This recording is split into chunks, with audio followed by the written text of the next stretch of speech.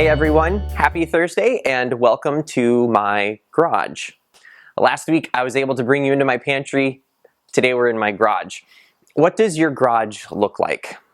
Most likely you have a garage and that garage is filled with stuff. Some useful stuff and some stuff you don't even know why it's there anymore, or you used to use it and you no longer do. A garage is a place where we store tools and instruments. Off to the side, you can't see it, but all my snow shovels are here. I'm hoping I don't have to use those anytime soon. But my garage is also filled with my kids' toys and also tools. Tools that, at least for me, as a white suburbanite, uses to build. A hammer, a wrench, a screwdriver, and my favorite tape measure. I have ones that are probably in better shape, but this is my favorite. It reminds me of my dad. And work gloves. Work gloves like this. You have things in your garage, a lot of tools and different instruments for various purposes. I think it's kind of interesting when we look in the Bible that Jesus is someone who worked with his hands. He was a carpenter. And not just a carpenter, but a stonemason, someone who would craft and shape and build, someone who is in the work of constructing. And oddly enough, when we hear about Jesus speaking of the kingdom, he talks about it coming and building. In fact, he even invites one of his disciples, Peter, to build and calls him the rock. In fact, when we look at what Peter wrote in his first letter, so from 1 Peter, I want to read this section to you because I think it's kind of interesting when we think about our garage, the construction of God's kingdom. Listen to what Peter says. 1 Peter 4, verse 10 and 11. As each has received a gift, use it to serve one another as good stewards of God's varied grace.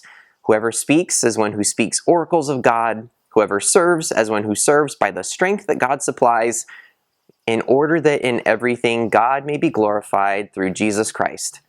To him belong glory, dominion, forever and ever. Amen. So, use whatever gift you have to serve one another as a steward, as someone who's been given the tools of God's varied grace. So what tools do you have lying around in your life that you're not using? I think what's really cool about this entire pandemic experience is that people are finding ways to help and encourage that beforehand they were too busy to consider.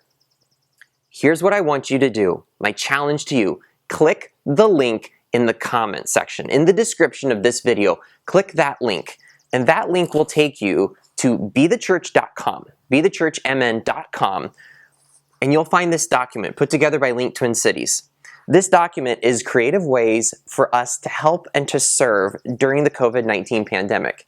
You can print this off or pull it up on your phone and find creative ways to help with your church, in your neighborhood, with your resources, with your time.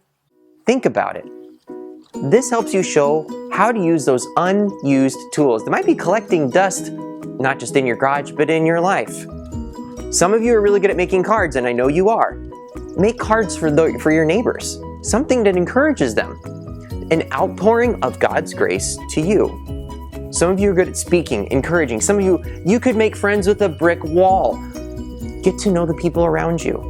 Whatever it is that God has gifted you to do, use it. Use it to serve not only one another, but those around you, and all of us together. Become pieces of construction, instruments in the hand of the carpenter, who continues to build his kingdom in us and through us. Enjoy the rest of your day, and we'll see you next time.